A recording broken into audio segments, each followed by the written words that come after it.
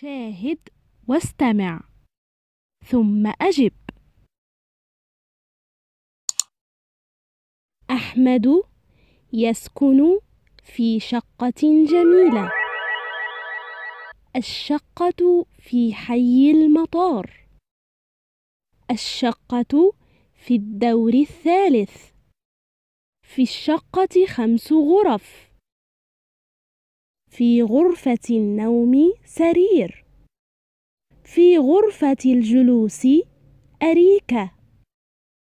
في المطبخ فرن. في الحمام مرآة.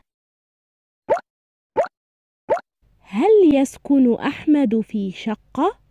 هل يسكن في حي المطار؟ هل الشقة في الدور الخامس؟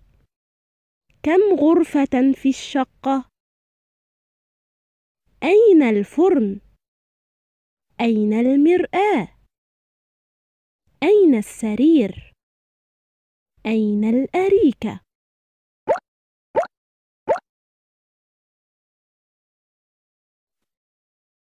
Please subscribe, see new videos, and share to help others.